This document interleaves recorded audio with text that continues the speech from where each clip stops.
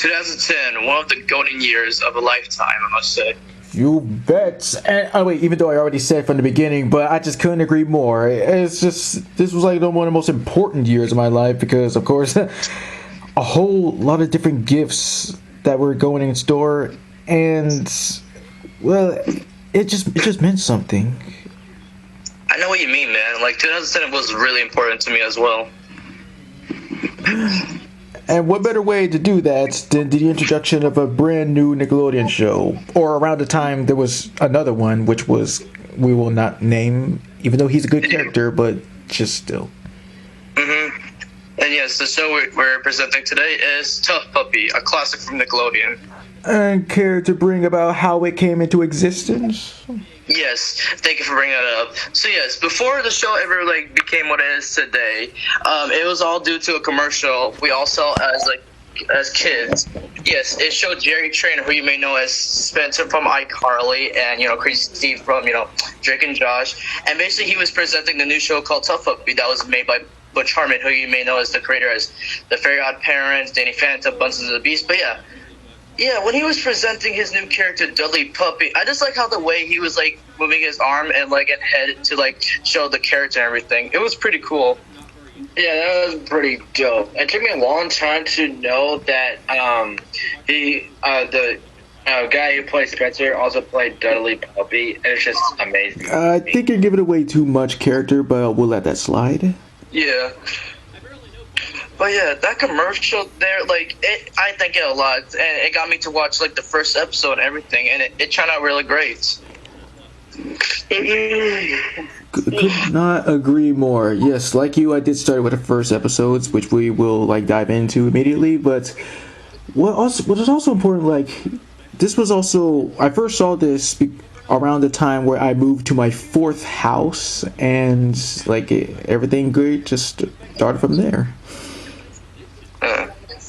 Yeah, I remember when it first started. The new episode was premiering. Yes, the first one. I was just a little kid in my living room, and when it first came out, it was a really good introduction, showing how Dudley was not originally an agent. There's a curious dog and everything, very hyper and everything. It was just something about him. It was he's not compared to other cartoon dogs. He could be a little bit, but he was just very happy a lot. Yeah. Oh yeah, perfect partners / doom mates. Yeah, it was a great introduction. It was a great way to introduce some of the characters and how Dudley and Kitty began to meet each other. They started to hate each other at first, but well, yeah, it's just a build up. That's all that is. We know eventually that they are really cool with one another. It's like a love-hate relationship. Exactly. Yeah, basically. And yeah, towards all of this, yes, the first episode, care to explain fresh? Oh yes, well, Snapchat plans to rule the city with the Kruger rats, which can control the minds of rats in order to just, stop anyone who stands in its way, I guess. And Dudley inadvertently gets in the way of just, taking matters into his own hands. All he just wants is just his chew toy back, but this causes him to become a member of T.U.F.F., and so he's forced to work with Kitty, who is reluctant, who's just not really in the mood for it, and they just managed to just work together and stop Snaptrap, and they just still, again, have just some stuff to work out. It was just a happy accident, basically. It would have been cool with a cape on. Come on, please. It's red. It's a red cape. Here, Flap. Yeah. And what was also cool about the show is the awesome theme song. Oh, who could forget? Which is also based on a real song called "He's a Secret Agent Man." What? Yeah. Yeah, it is. Oh, that He's makes a it tough even much. puppy, tough puppy. He's a tough puppy. Oh, And then listen to Secret Agent Man, and then you hear the similarities. yeah. But what I like most about the intro is about how much it can change. It can be from Dudley sliding off the title, Dudley ramming into Kitty with a motorcycle, the chameleon being the guitar, Keswick's guitar turned into a robot, and the couch gag. But remember a lot of Treasure Wars when I first saw that? And it would show like the title card and everything. It would show like pictures from like what happened in the episode. I like that. Yeah, I mean, is that really spoiling? It just like giving a hint like what's going to happen, like who's the main villain or a certain character. Yeah. But what I liked most also is like at the end of every episode where everyone just freezes and like, hey, and that's all, everybody. See you next time. I like that as a trademark. It's like with Dudley's, catchphrase. Hi, Gigi. Yeah, it was pretty. I wonder how the actor that played him came up with that. Okay, yeah, I remember watching an interview about that. It's been a while, but I guess it was just something. Well, it's just one of these instances where you can give a character a catchphrase whenever you want to, or something. I mean, yeah, it almost happens to like every character he plays, like the actor that played Dudley, like in iCarly, like causing fires and everything. That's a trademark for him, and for like Drake and Josh always going crazy. That's also a trademark. Yeah. And now with the second episode, Doommates, it all revolves around Kitty being in danger of the chameleon getting revenge on her, and Dudley needs to protect her at all costs. Yep. Or should I say, the chameleon? Nah, that never gets old. Yeah. And start singing Royal Kitty. Or should I say, the idiots? I know. I bet these two actors have fun with each other. Yeah. But I did grow on with the chameleon. He was a cool villain, especially.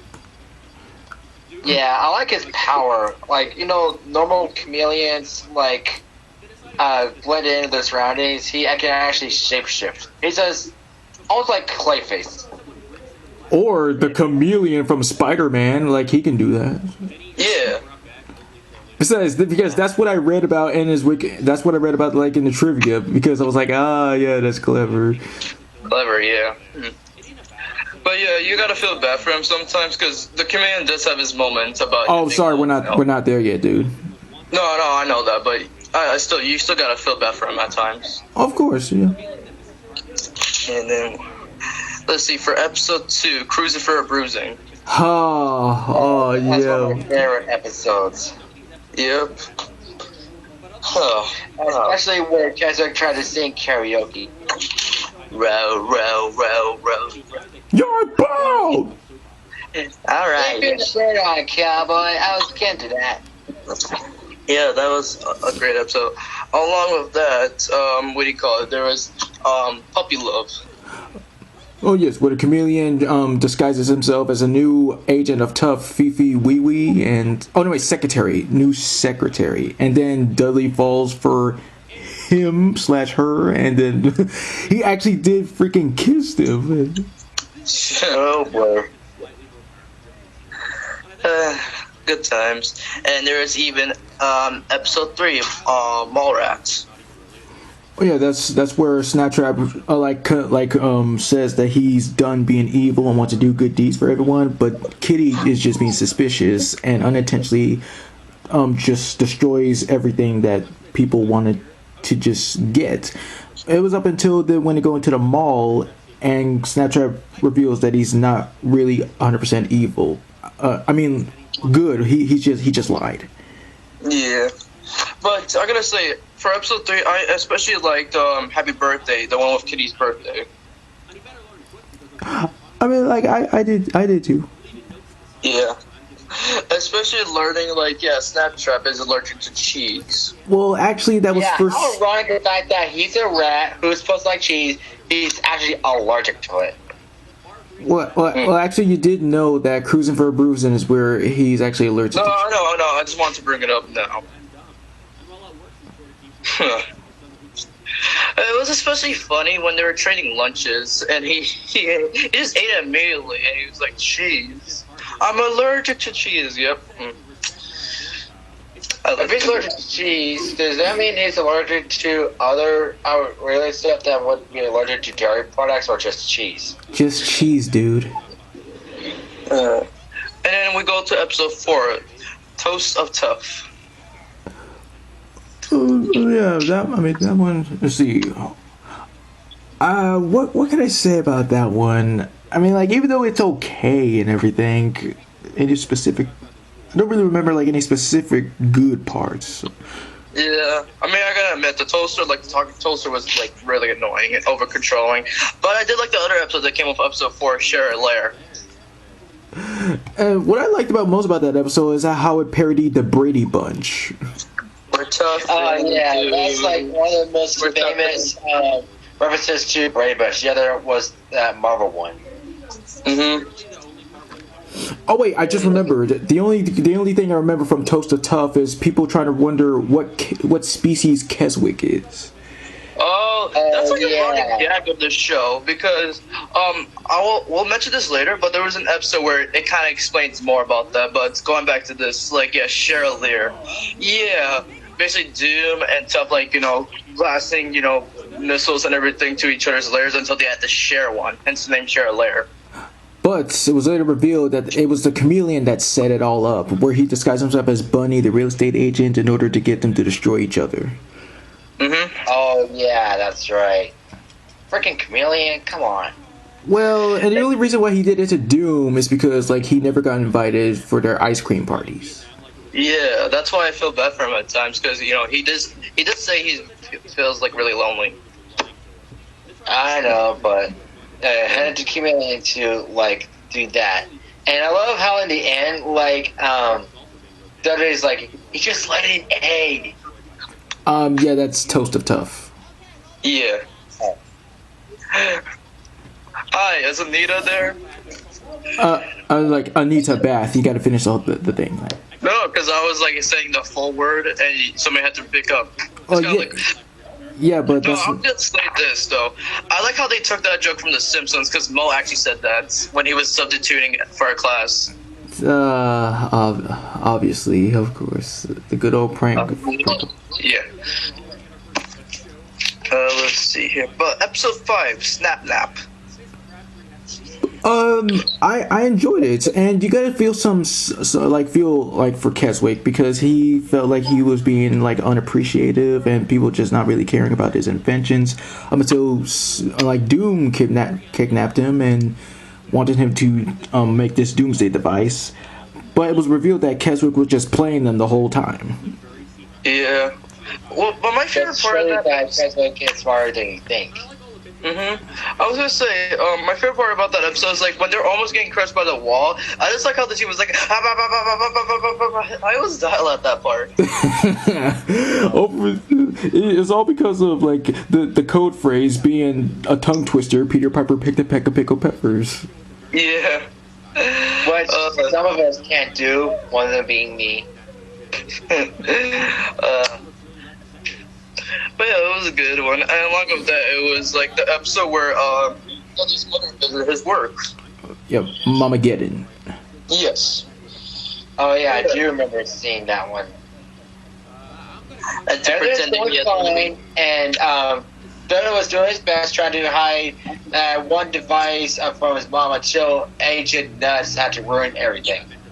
Well, I mean, like, he didn't necessarily ruin everything. All he did was just, like, well, what gave it away was... Oh, wait, what was one that gave it away? Up until when they, disguised T.U.F.F as, like, some kind of airplane restaurant. No, wait. Okay, first it was a moose home, and then it was the airplane restaurant, and then it was the... Oh, I guess it was. Yeah. But I'll miss you the most of all, Scarecrow. Tough times, but he did try. He did prove to his mom that he can handle himself, being an agent and all that, especially same with her. Yep, definitely did. All right, now to episode 6, Dog Days. Yeah, one of the more sad ones is up until when. No, wait, let me just explain, okay? So Snaptrap is just fed up of getting foiled by Agent Puppies, so he hypnotizes him every time. So every time when he hears a bell, he starts to just go crazy in order to get him fired from T.U.F.F, which eventually did happen. And I gotta say, when Dudley cried right there, I was like, oh, that's some tough stuff. Yeah. Well, you gotta say, like, that reference where he goes crazy. You gotta admit, he was going all Woody Woodpecker mode. Of course. In fact, because that's funny, because like the first thing he did when hypnotized is like start pecking everything. Exactly. Wow. But that episode, I kind of like the robot that Snapchat had in the beginning of the episode. I thought it was pretty cool. Oh yeah, I forgot to mention. This was also around the time where I was like drawing everything I could.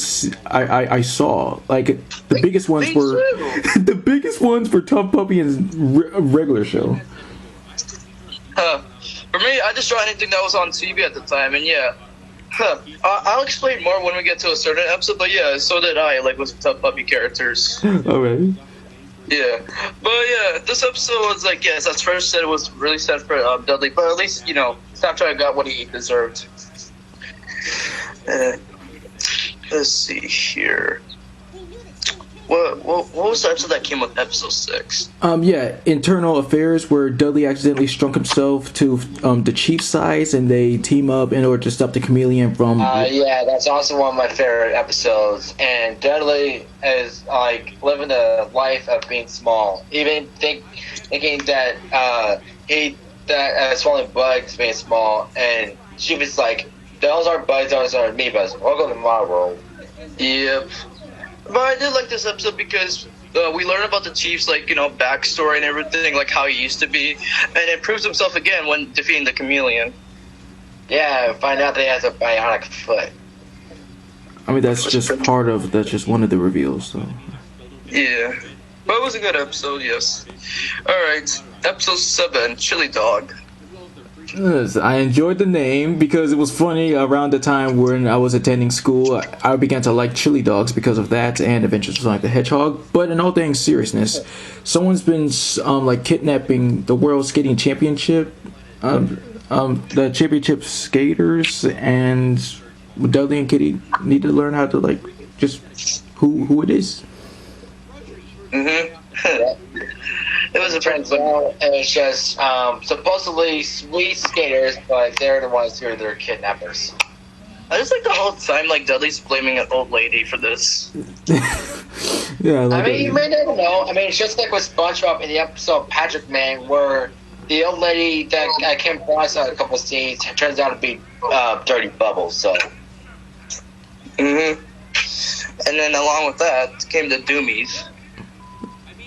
Yeah, what I did like about it is that how Dudley and Kitty actually had these evil counterparts, Dr. Rabies and Madam Catastrophe, and it was kind of. And when I first saw that clip on YouTube where Snapchat caught them and that as a bad shrimp, when I heard the voice, I thought it was Mark Hamill voicing Bad Dudley or Bad Dog. Dr. Rabies, Dodo. Sorry. Besides, there's another character named. The way he did that voice, it reminded me a lot like Mark Hamill. Like which character of Mark's? Well, the way he voiced, it kind of sounded like what was that dude from Dragon Show? What Dragon Show? Riders of Berg / Defenders of Berg. Okay then. But yeah, the Doomies and then having these evil counterparts, yeah, it was pretty cool. It was something. Okay, with episode 8, Dog Dish. Watchdog, that's the one that came first. No, Dog Dish and then Watchdog is in the same episode. Yeah, that's what I said. Because and that's the thing. Remember those times whenever you watching a show, is one episode episodes can just switch, the second one coming first and the first one going second. That was just dumb. Yeah.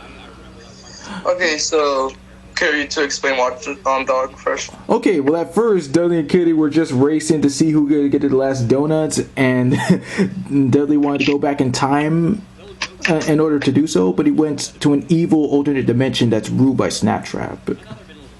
Of course. Yep, I remember that episode, yeah. But with Dog Dish, whenever there is an alternate dimension, it's usually ruled by a villain of the show, in SpongeBob, Man Ray, what you mentioned, and then of course the main plot line of Samurai Jack. But with Dog Dish, you see, I kind of died the most when Snapchat like used the invisibility helmets to fully turn himself invisible, and it was just shoving people out of the way in order to ride down the water slide. Pretty cool. Alright, next up, episode 9 with Thunderdog and Snapdad. Yeah. Go ahead. Oh yeah, with the episode Thunderdog, Kitty's trying to help Dudley, conquer his fear of thunder, basically. And Oh yeah. and also like it also introduced us to Birdbrain's new henchman, Bat and Owl. Where? Oh, knock it off! Why? It has to be one of the funniest gags, I must say. I mean, no, not gonna lie. Yeah. And it was Snapdad, with Snapchat and Dudley's mother, falling in love and everything. Making Snapchat the newest, member of T.U.F.F. But of course, it was all just, it just wasn't for real. You know what this episode kind of reminded me of Snapdad? The episode with SpongeBob, remember with Plankton and Mr. Krabs' mom? Yes. Which I seen not too long ago, and yeah. Which voice actor do you like for Mr. Krabs' mom? The one that voiced her firstly, or the one in this episode? I do prefer both, but when, she was voiced by a male, then yeah, it was pretty funny as well. I do like the voice actress that voiced her in the episode. Who was it at first? Wasn't it? Serena Irwin. Yeah. Thank you. Yeah, she did pretty good. I actually like that better. Even though the person that voiced her in the previous episodes that sounded like Papa, it was okay. Yeah. Alright, so let's see. Episode 10, Forget Me Mutts and Mind Trap. That's 11, dude. Really? Oh. Yeah, episode 10 is like Iron Mutt / the wrong stuff. Oh.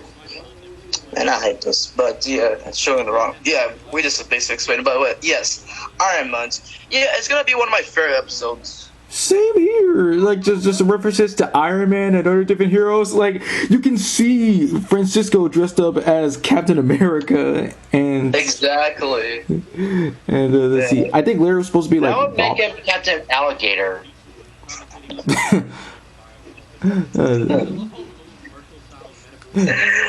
Yeah.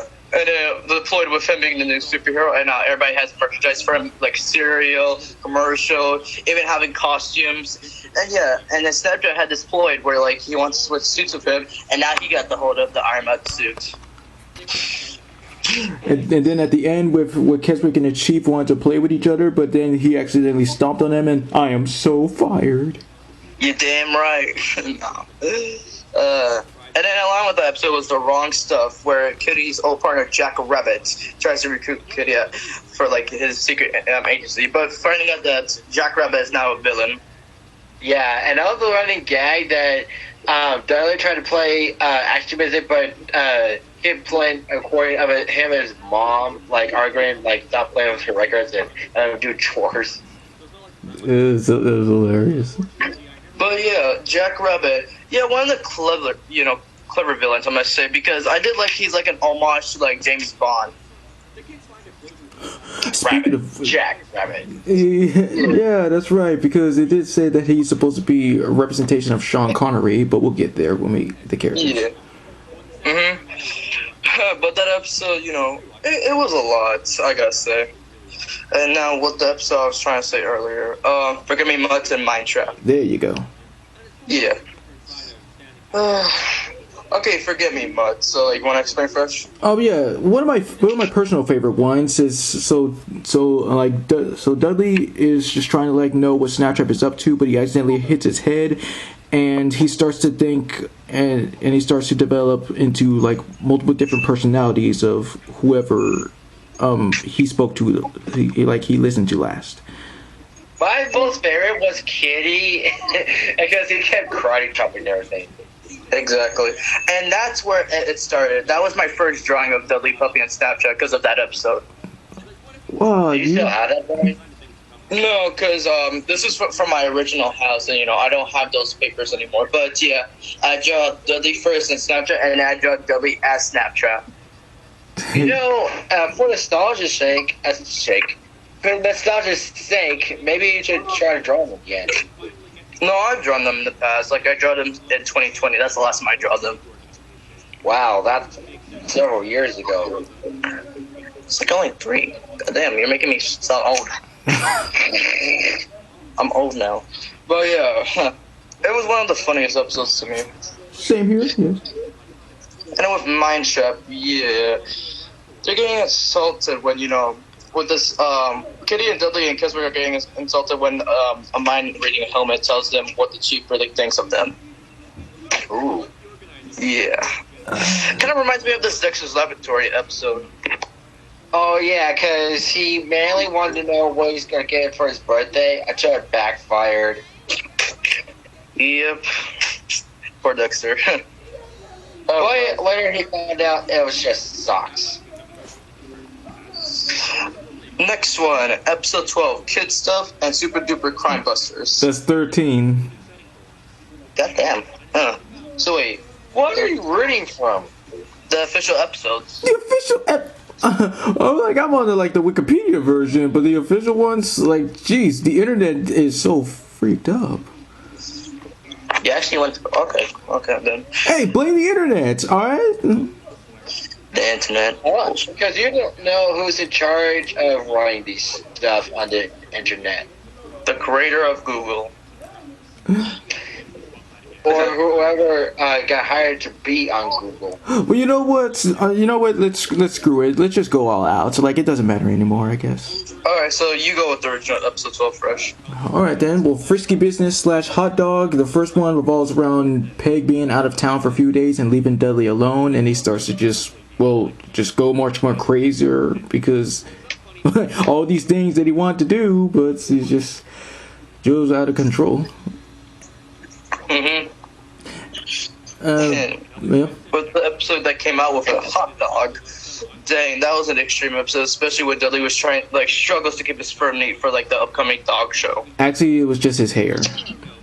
But I actually saw the episode when it first premiered in that morning.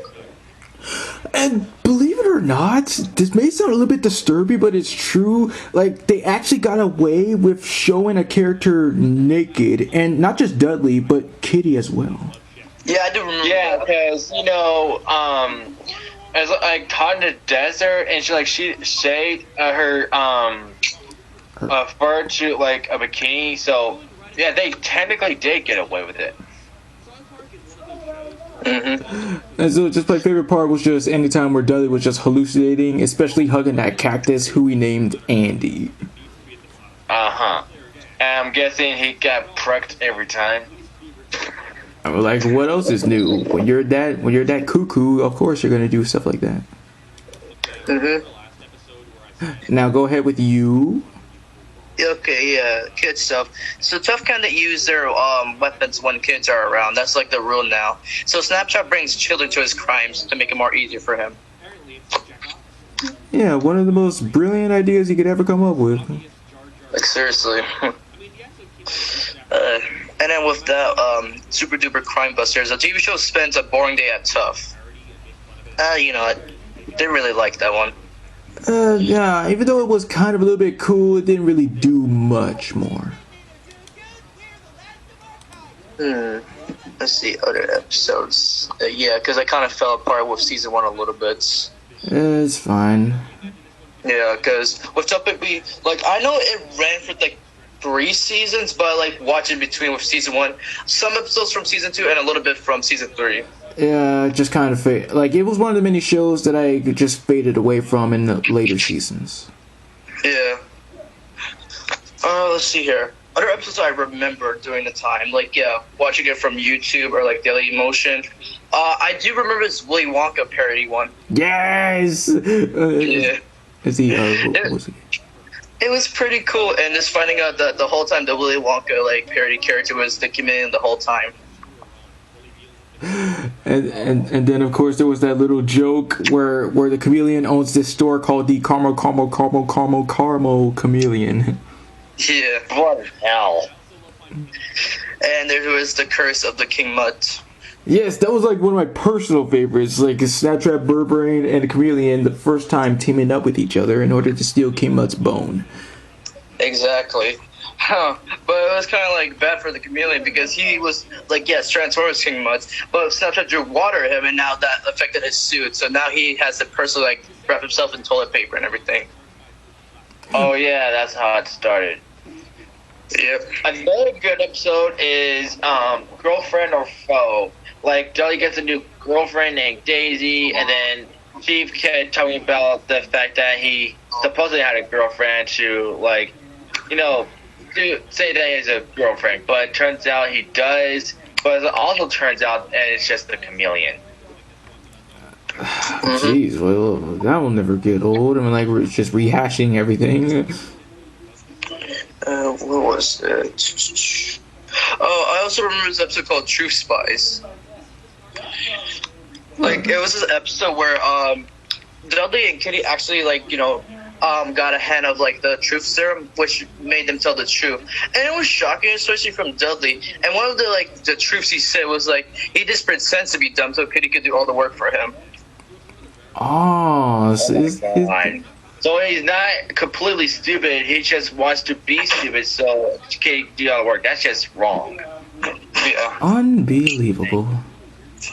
Mhm.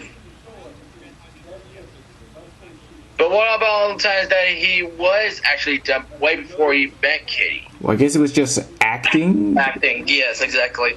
But luckily, they used the truth serum they used on Snapchat and the Doom crew on their serum, like with pancakes, basically, and revealing that Francesco's real name is Francesca. Wow, that's just embarrassing. So, if you're putting truth serum on pancakes, it's just basically truth syrup. Yeah, exactly. And the reason, and his response was like, "My mom always wanted a girl." Is that why Mandark is actually named freaking Susan? Susan, yeah. And I actually saw the clip on YouTube where he transformed from Susan into Mandark. I saw the full episode actually when I was a kid. Because there was a segment. I didn't, but I do remember where they first gave birth to Mandark and the jacuzzi? Yep. Yes. Yeah. Hi, Susan. No, but if you remember in Dexter's Laboratory, there was like a few episodes where Mandark took over, if you remember that segment. No, but I see the whole episode, but I do remember the fact that Dee Dee accidentally turned off the computer, and she was pretending to be Mandark that accidentally turned off the computer. Yeah. Yeah. And there's also this one, I didn't see the whole thing, where the computer didn't speak. She was like typing, and apparently she supposedly lost her voice, and Dexter had like 24 hours to like fix it. Mhm. Okay, going back. First, remember any episodes with Cracky the Duck? Oh yes, I enjoy Quack in the Box, where Quack in the Box, where Quacky just wants to get revenge on Dudley, and so by blaming him for destroying any like fast food restaurants. And my favorite part was, of course, just the fast food related parodies, and of course those little action figures. Mhm. Another one I remember is, before I go to the episode, I do remember Dudley getting mad at those action figures, saying, "I already have this one." But going with another Quacky the Duck episode, you remember the one where it was Dudley's birthday? I didn't see that one. Okay, so basically it's Dudley's birthday, and he's pointing out to everybody that it is his birthday, and he has his whole blip and everything, signs and everything, saying, "It's my birthday," and everything. And, he wants to go, like, really extreme. He goes to, like, this Chuck E. Cheese, like, kind of thing where it shows Quack and everything. Quack and cheese, yeah. I like that. Exactly. But the whole time it was as a ploy with Quacky and the sharing moves. Yep. And at the end, he was able to defeat both of them because the winning prize was, a jet ski. Yeah. Yeah, that was pretty cool though. And in the ending of the episode, even though his birthday was over, he still had that blimp saying, "My birthday is now 365 days now." You just have to wait. This game, everybody. Well, it's his own fault for having that blimp up there in the first place, so that's karma for you, dude.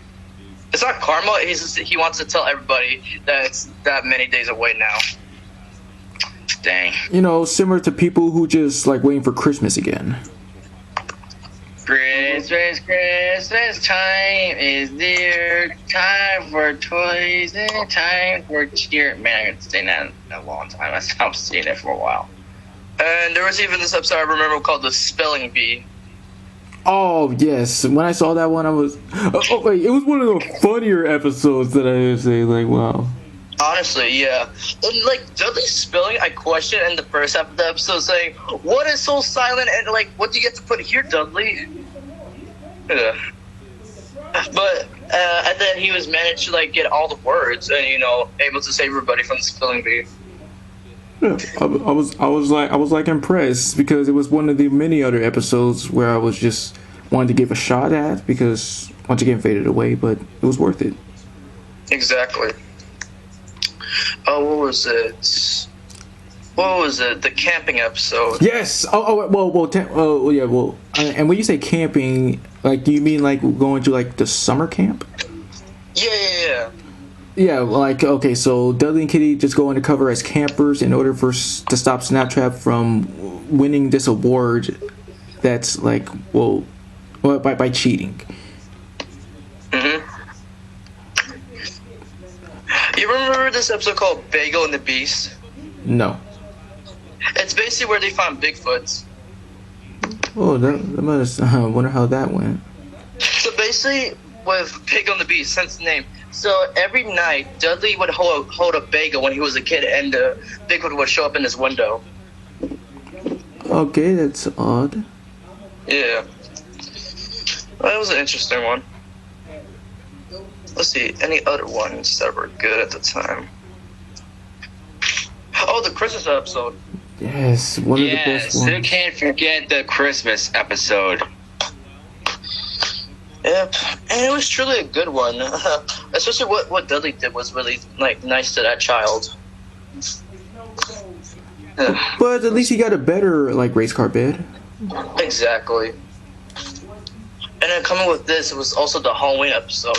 Another one of the best. Yep.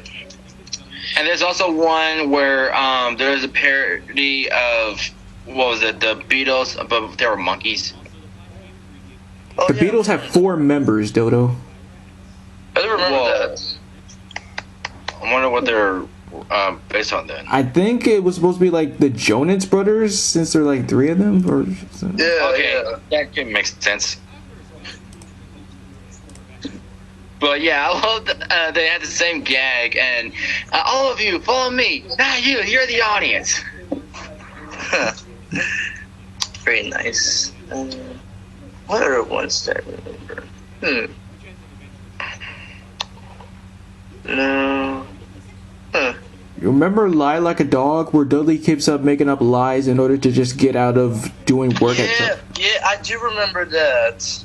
And one of those times he used the Chief's credit card, right? Wait, did he? Because I was... Because he wanted something from the shop or something, and he used the Chief's credit card. Okay, I don't think I remember that part, because I remember him just sneaking off to go to a baseball game and going to the beach and then playing cards at a friend's house. Oh, another episode I remember. Remember when they were switching bodies and everything? You mean Dudley and Kitty? Yeah, you remember that one? Oh, yes, because he was under the impression that Jack was up to no good, which he actually was, and then he just switched brains with Kitty, and then everybody was just switching brains with each other. Exactly. And I must question Jack's, what you call it, credit card, because everything Dudley wanted, it was bought. I was like, God, doesn't he have millions on that credit card? But I did what was it? What was that one character from the episode? I think it was from a Chinese restaurant where Dudley didn't pay his bill. Yeah, it was Mr. Wong. Yeah. But luckily he was put on my credit card from Jack Rabbit's credit card. And then that one joke, Dudley Puppy, you mess with the Wong guy. Get it? Because my name is Wong.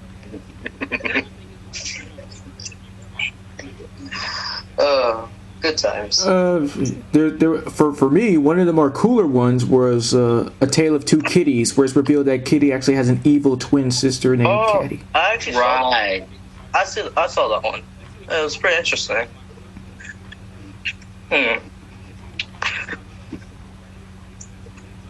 There was Diary of a Mad Cat, where after losing on a game show, like after not knowing anything about Kitty, like Dudley accidentally sends her diary to like everybody. Oh no! No, I said ha because the first part where he said doesn't really know their partner kind of reminds me of the Looney Tunes show. Oh, that definitely does.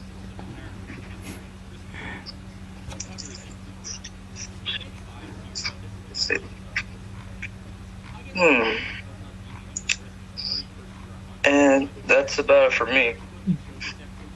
Me too. Let's see, other different ones. Okay, even though there's so many other great ones, but I'm just gonna stop there too. Casting characters. Okay, so yes, we have the main star, Jerry Trainer as Dudley Puppy. But before we get more into that, I watched this from a podcast from Butch Hartman back in 2021, where originally they didn't have like an original actor yet, and they were gonna go with Eric Bauza. Yeah, which would have been cool, but Jerry Trainer, of course, given his full comedic hamminess, he just steals every scene that he's in a perfect match. Exactly. Yeah, and good thing he was casted as him because he brought that character to life. Exactly. You know. And he got to be able to voice his own character. Okay, we just said that like multiple different times. Yeah, but Dudley Puppy, you know, one of Jerry's best roles along with Spencer and Crazy Steve, it's truly something. Definitely, truly. Yeah, but other characters he played, of course, in the show is like, yes, of course, Dr. Rabies, his evil counterpart, the Wannabe. You know, it's funny because I saw this one episode on iCarly where he did the same voice. He didn't even have to like pitch up anything. He just did it by himself. What? Yeah. Yeah, that is amazing. Oh wait, he also voiced the Chief's brother. Oh, that's pretty cool. The Chief has a brother? Yeah. Whoa. And remember, he also voiced that mouse magician from Kitty's Party. Yes. When she was a teenager. Yes. Yeah, that was pretty shocking too. Oh yeah, and her mom's like, Kitty, that's the magician, and she coughed up the handkerchiefs. Exactly. I gotta say, for Jerry Trainer, put in big impact on one of Butch's like goodest shows ever. I give him Infinity. He always does great. Infinity. Yeah, he rocks. And thanks to iCarly, that was my introduction to him. Same here. Yeah. So I like it. Yeah, iCarly too. And now we bring you his partner, Kitty Catwood, played by Grey DeLisle. Or Greg Griffin, whoever credits her as. It's all the same, okay? All the same. Yeah, I know. Yeah. Anyway, yes, Kitty is just one of my best, one of my favorite characters from T.U.F.F. Puppy and from Grey, as a whole. It's kind of like they said, hey, since Butch is bringing Grey back for the third time, let's combine a new character. Let's combine, Frankie. Let's combine Frankie Foster, Sam, Riley Daring, and anyone else, and make a cat. Yeah. Yeah. It's pretty cool. Yeah, Kitty is like one of my best ones from her, like pretty badass. And you know, there's a lot of surprises to her, especially from her family and all that. But she's still badass in my opinion. Yeah. And she plays off with Jerry Trainer as Dudley just perfectly. Both are like meant for each other to just be hammy and comedic at the same time. And also one of the rare occasions where a female is also the butt of jokes sometimes. Yeah.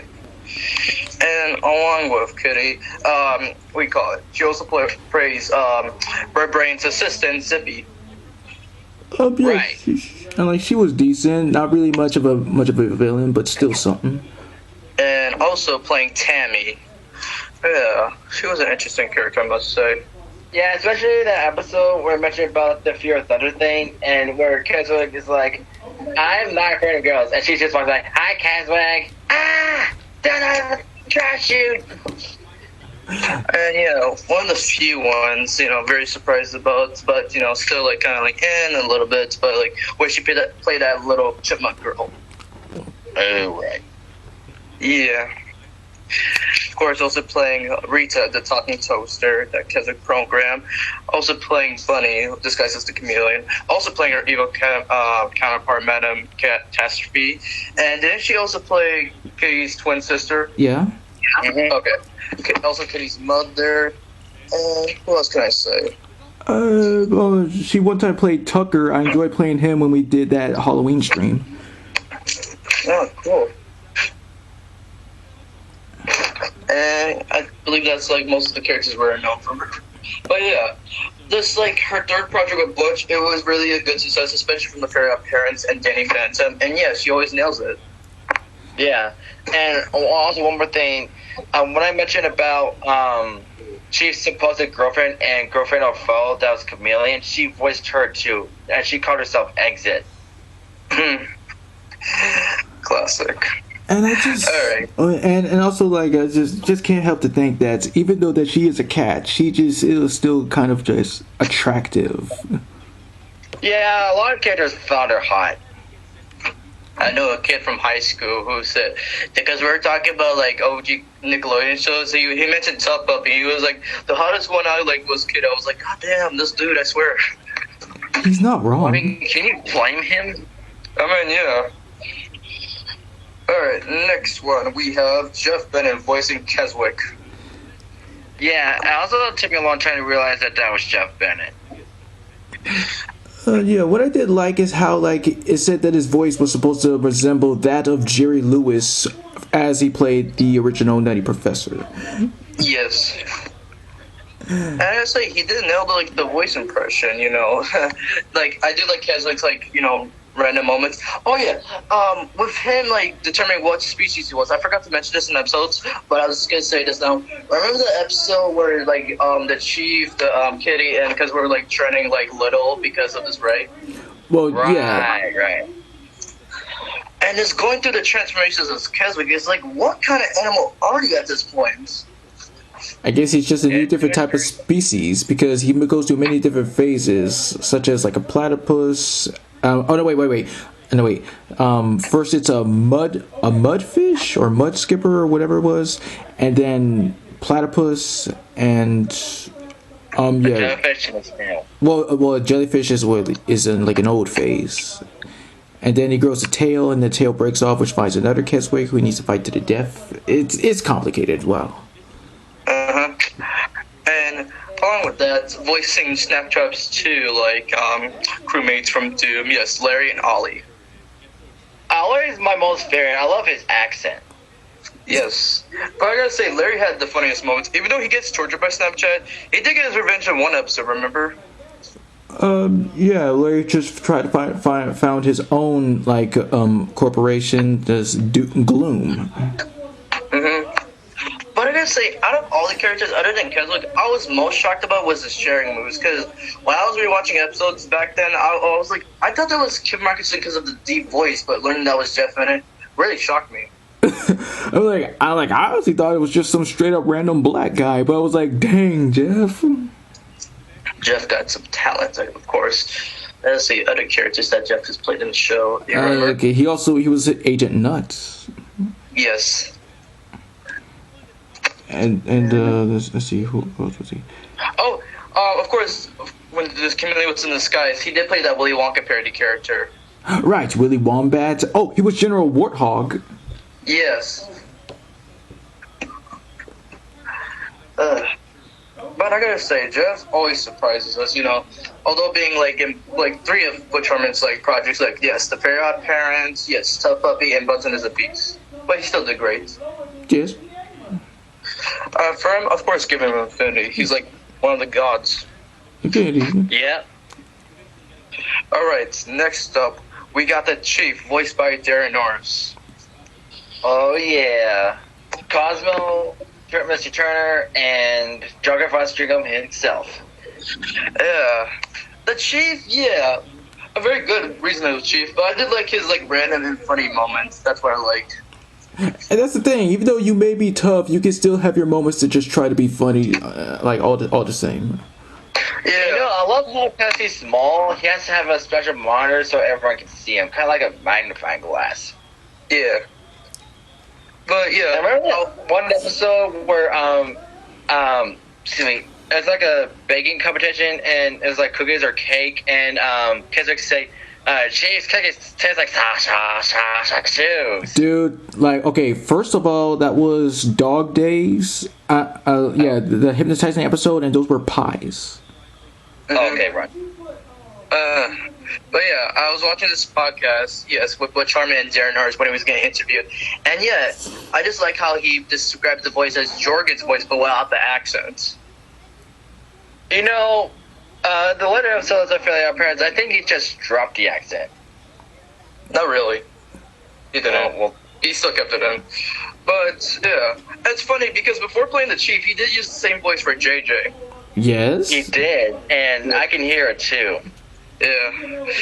But yeah, with Darren's, like, you know, awesome performance along with the Chameleon. Now, that was a surprise one as well. Yes. Oh, yeah. Who knew he could do a thing like that? Peter Lorre, yeah, that's right. And what I like most about the Chameleon, yes, described to be a criminal genius, as he is one of the smarter villains. And of course, we did discuss his powers and how he can be lonely at times, but he's still comedic. Mm-hmm.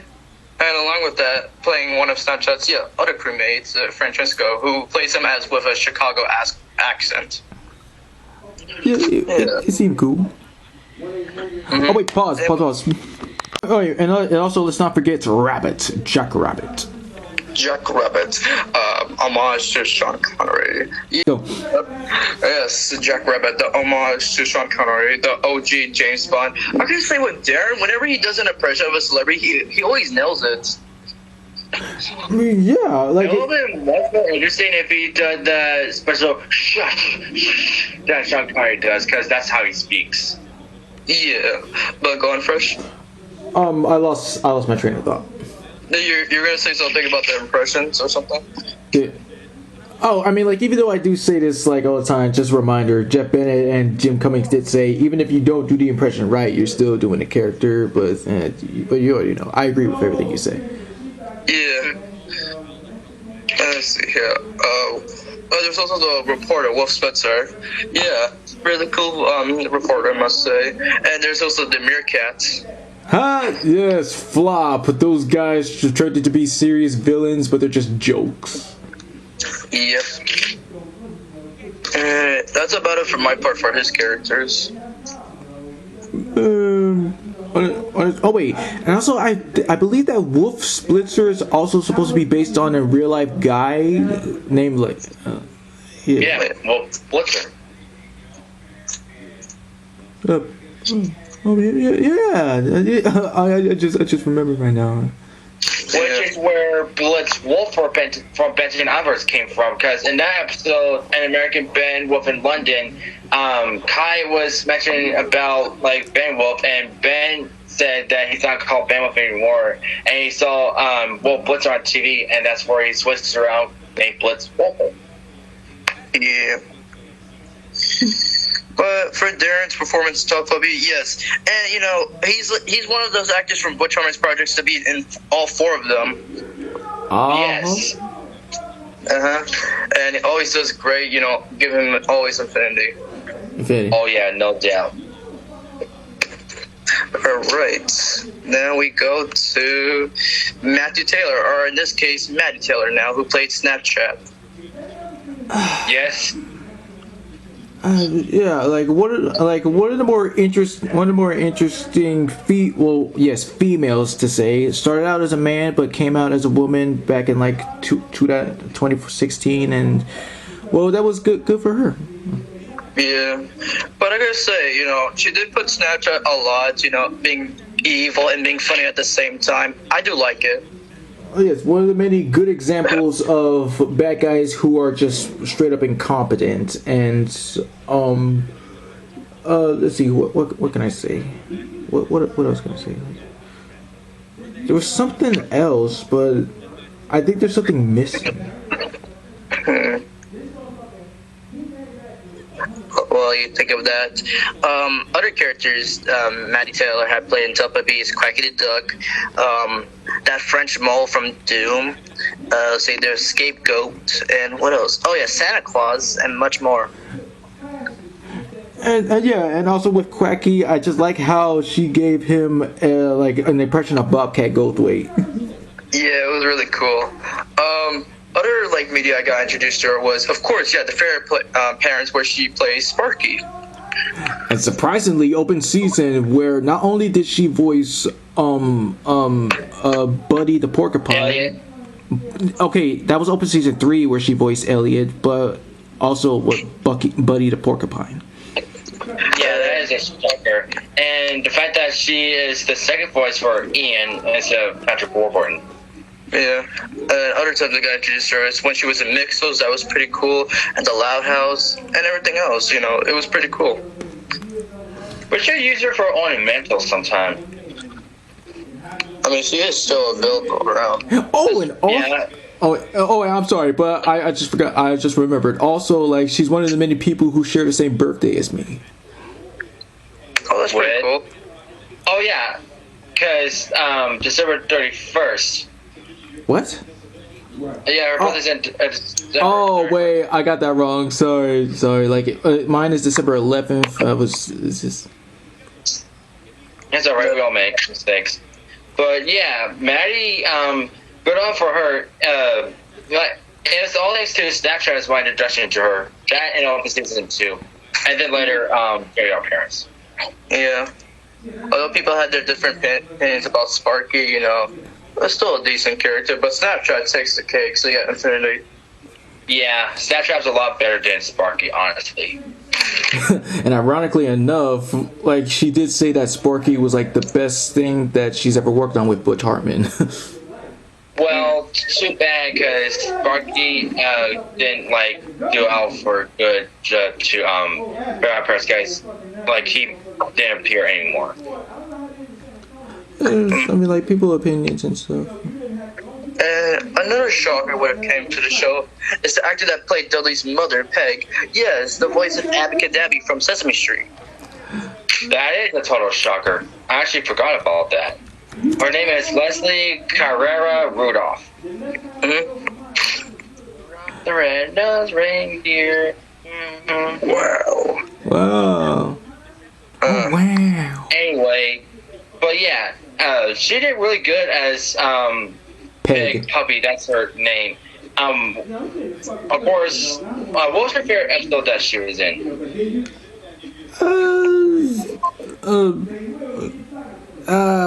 What the heck? Even though it was kind of a little bit mixed, but what was it again? Mama Gannon. Yeah, I agree. Alright. I give her like Infinity. It was just shocking how Butch was able to get a Sesame Street actor into the show. Yeah, and Debbie is like one of the best Sesame Street characters, so she did really awesome. Mm-hmm. And now we go to Rob Paulsen, who played Bird Brain. Oh yeah, he is so hilarious. I mean, like it's just the voice that gets me, and of course. It's funny because his name is ironic. Even though he is supposed to be one of the smarter villains, the actual meaning of bird brain is what you call a person being stupid. Yeah. Yeah. And I love how in one episode, like, he jumps out a window and he's like, I can fly! I can fly! I can fly! And it Bird Brain, you know you're supposed to have the song while you fly. I believe I can fly. You just have to trust the sky, Bird Brain, that's all. And what's ironic, and another thing that's ironic, is despite his species, like, actual boobies can fly. Well, they just made him not fly just for the sake of the joke. You think I don't know Yeah. that? Let's see here. Other mentionables. Yes, there's many more. Like, yes, we have, yeah, Carl Saul's Hercules. Yes, that's the stink bug. Yeah, it was pretty good, you know. And of course, there was also Butch Hartman himself in the show. Oh yeah, he like played characters. Even though they were disguises of the chameleon, he did good as Agents Weaselman and Rodinsky. There was also Tara Strong. Right, and one of them that she voiced was Daisy from. Well, that's her only appearance in the episode "Girlfriend or Foe." And she is another actor that was in all four of Butch's projects. Right. Her appearance, Dave Phantom, this, and Buster's Beast. Yeah. Let's see other different ones. Let's see here. There was two actors that played the Cape Cod. Oh yeah, the first one was like Chris Parnell, who are just like remember from be familiar with all sorts of things. But the second one, Mick Winger, it's like this was shocking to me. Like, now who's Cape Cod? Okay, yes, he's a cod that wears a cape, and there's no way to sugarcoat that. Yeah. Okay. And I found out that Mr. Parnell voices, well, he's not called Deathstroke in a new Superman anime show, but it's just called Edge Slade Wilson, so he voices him. I know that, media he's familiar with, voices the Progressive Box, the Hotel Transylvania films, Rick and Morty, and pretty good actor. Right, thank you for that, because I was like, wait, isn't he also the guy, because when you said the Progressive Box, I was like, holy crap. Alright, man. Look, stay up, y'all. But sorry that you didn't predict another voice for Slade Fresh. Hey, like I said, it don't matter to me about how much it is. Yeah, that's alright. But other mentionables, Jennifer Hill, Kenny Milo, James Arnold Taylor, Brock Baker, Dave Vogt, Eric Balzo, and many more. That made the cast really awesome. Oh yeah, and a couple of guest ones as well. And it was an outstanding cast by Butch Hartman. Yep. And glad it was because of him we started to love the show as our childhood. Yep.